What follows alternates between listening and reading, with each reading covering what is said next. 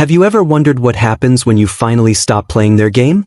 There is a very specific moment, a subtle shift in the dynamic, where the narcissist realizes they have completely lost control over you. It happens when you look them dead in the eye and say the one thing they are absolutely terrified of hearing. This is the phrase that shatters their mask. You have spent months, maybe even years, trying to find the perfect sequence of words to make them finally understand your pain. You twisted yourself into knots hoping that if you just explained it softly enough, or logically enough, the empathy would suddenly kick in. But it never did. Because they never wanted to understand you. They only ever wanted to manage you. The truth is, narcissists do not process language the way healthy people do. For them, a conversation is never about connecting or resolving conflict. It is a battlefield. Every word you say is either a weapon they can use against you later, or a shield they must relentlessly batter down. So when you speak from a place of raw vulnerability, you are handing them ammo. They thrive in the messy chaos of circular arguments. They want you exhausted. They want you defending yourself against wild accusations that have nothing to do with the original problem. Because as long as you are frantically trying to explain yourself, they hold all the cards. You are reacting to them, which means they are the ones completely dictating the reality. But what happens when you step off the battlefield entirely? What happens when you refuse to pick up the script they have written for you? The narcissist relies entirely on your predictable responses to fuel their fragile ego. They expect the tears. They expect the desperate pleas for basic human decency. They expect you to fight back so they can play the poor victim. This is where your true power lies.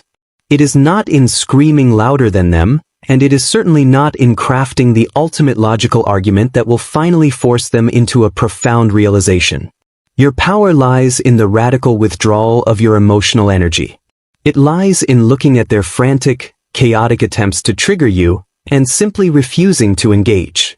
You must understand that their greatest fear is not that you will hate them. Their absolute worst nightmare is that you will simply stop caring. Apathy is the one thing their fragile, inflated ego cannot survive. Hate still provides them with significance. It still tells them that they matter, that they are powerful enough to deeply affect your emotional ecosystem. So when you say this specific phrase, you are doing something incredibly dangerous to their false self. You are stripping away the very oxygen they need to survive the interaction. You are holding up a mirror that reflects absolute emptiness instead of the grand, powerful image they desperately want to see. You are showing them that they no longer have access to you. It sounds incredibly simple, almost too simple to work against someone so manipulative. But that is exactly why it is so highly effective. Narcissists are masters of complex, deeply convoluted mind games. They know how to counter your anger, your sadness, and your logic. But they have absolutely no defense mechanism against a calm, emotionally detached boundary. Are you ready to take your power back? Are you ready to watch the entire foundation of their manipulation crumble before your very eyes? Because the moment you deploy this tactic, the power dynamic will shift permanently. They will lose their minds, not because you attacked them, but because you gracefully made them entirely irrelevant. Let us break it down together. Deep inside the psychological architecture of a narcissist lies a terrifying, gaping void. They spend their entire lives frantically shoveling validation, control, and dominance into this bottomless pit, terrified that if they stop for even a single second, the profound shame of their true self will swallow them alive. You are simply a resource to feed that dark void. Think of them as a severely malfunctioning emotional vampire. They do not just want your love, they want your emotional turbulence. When they say something cruel and you immediately start crying and defending yourself, you are handing them a massive hit of narcissistic supply. Your visible distress is the exact currency they use to purchase their feelings of supremacy. This is why attempting to negotiate with them feels like running on a treadmill covered in grease. You exert massive amounts of energy trying to reach a mutual understanding, but you never actually move forward. They keep moving the goalposts because the confusion is the point. If you are deeply confused, you are easily controlled. The chaos is their comfort zone. To survive their own internal inadequacy, they must project their flaws onto you. When they accuse you of being deeply selfish, highly manipulative, or entirely unreasonable, they are just loudly confessing their own sins. It is a psychological defense mechanism meant to rid them of their toxic shame by forcibly transplanting it directly into your nervous system. They desperately need you to act as the chaotic villain in their fabricated tragedy so they can forever remain the innocent martyr. If you refuse to play your assigned role, the entire production comes grinding to a halt. The director panics. The script loses all meaning. This brings us to the exact words that short-circuit their carefully constructed delusions. The phrase is remarkably short, deeply boring, and absolutely devastating. It is only 3 simple words. You are entitled to your opinion. That is it.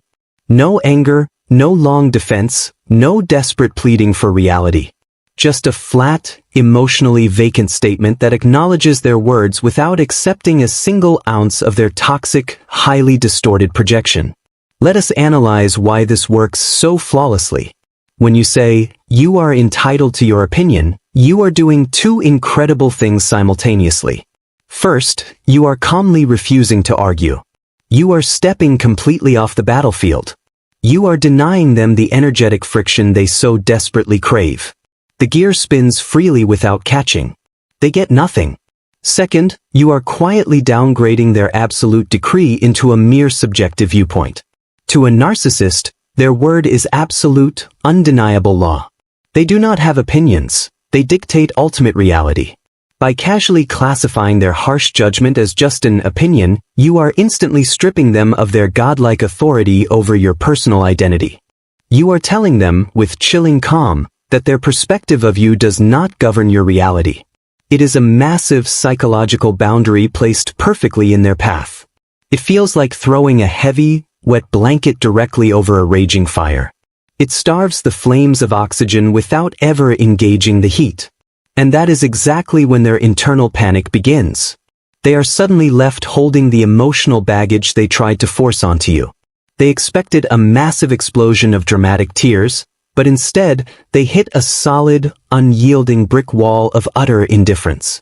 The narcissist's brain cannot process this level of calm detachment. It is a fundamental glitch in their emotional matrix, and they will absolutely snap. The moment those words leave your lips, the air in the room will instantly change. The smirk on their face might freeze, or their eyes might quickly dart around as their brain frantically tries to reboot. They just dropped a carefully crafted emotional bomb designed to completely shatter your self-esteem, and you just looked at them and effectively shrugged it off. Initially, they might laugh. It will be a hollow, mocking sound designed to regain their perceived superiority. They will try to play it off as if your newfound boundary is just a pathetic joke. They might say something dismissive like, well, it is not an opinion, it is a fact. Do not flinch. Do not explain yourself. Just let the dead silence hang between you. This profound silence is incredibly heavy, and it is entirely theirs to carry. In the past, you would have desperately rushed in to fill that quiet void with anxious apologies or frantic defense mechanisms. By remaining completely silent, you force them to sit alone with their own toxicity. You are returning their psychological poison directly to the actual sender. Then comes the escalation. When the mocking does not work, the narcissistic rage will begin to bubble up. They will sharply increase the volume and the viciousness of their attacks. They might bring up your deepest insecurities, past mistakes, or incredibly sensitive secrets. They are just frantically pushing every button on the control panel, hoping one connects. You will see a flash of genuine panic hidden just beneath their blazing anger. It is a deeply pathetic sight once you learn how to recognize it. They look like a spoiled toddler throwing a massive tantrum because their favorite toy suddenly stopped working. They are spiraling because they realize, with absolute horror, that you are no longer afraid of their words. They might try to suddenly flip the script and play the deeply wounded victim. Their voice might soften as they dramatically accuse you of being cold, heartless, or entirely incapable of taking simple constructive criticism. This is a very common trap. They are trying to bait your empathy. They want you to feel incredibly guilty for setting a healthy boundary. Do not fall for the illusion. If you say, I am sorry, I did not mean to sound cold, they have one. They have successfully dragged you back into the endless cycle of managing their fragile emotions. Instead, you simply look at them, entirely unfazed, and you repeat it.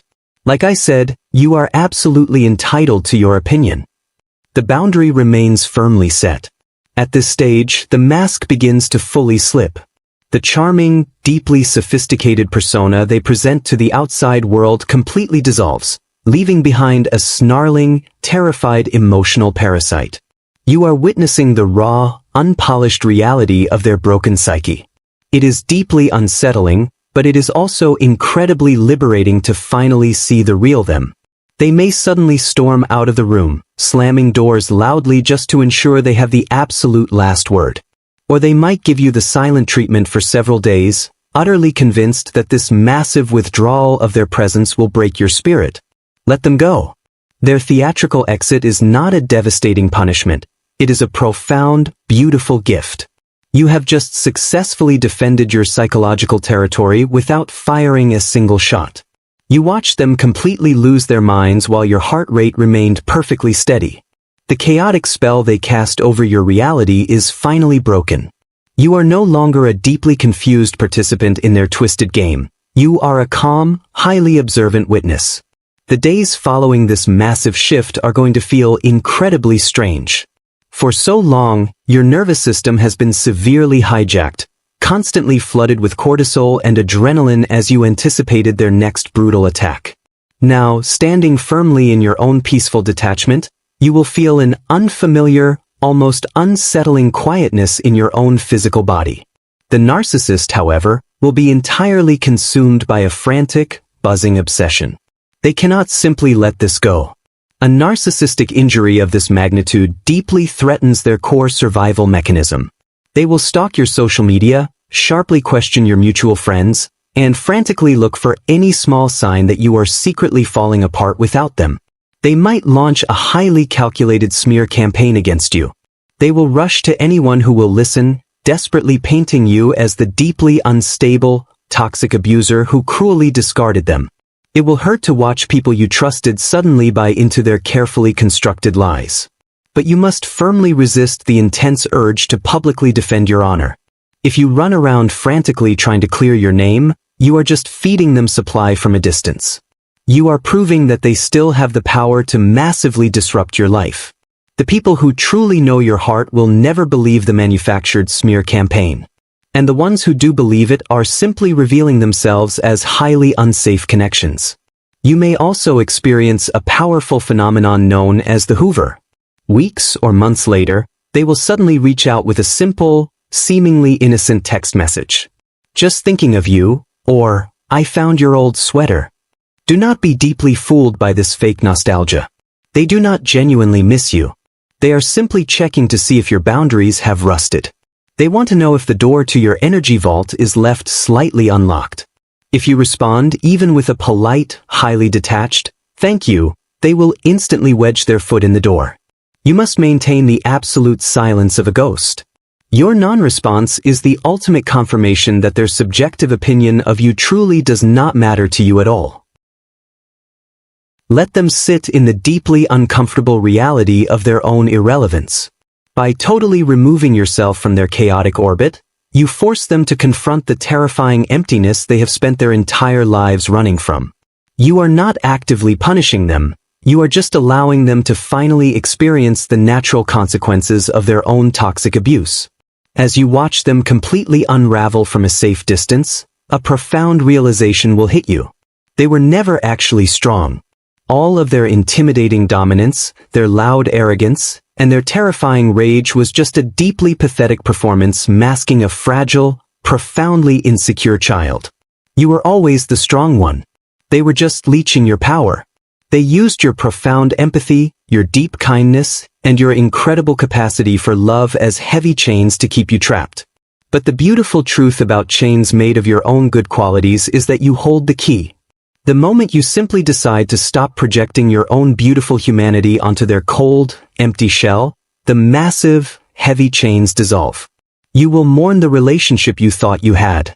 You will grieve the massive amount of time and energy you poured into a bottomless well. But underneath that heavy grief, You will find a solid foundation of profound self-respect that they can never touch again.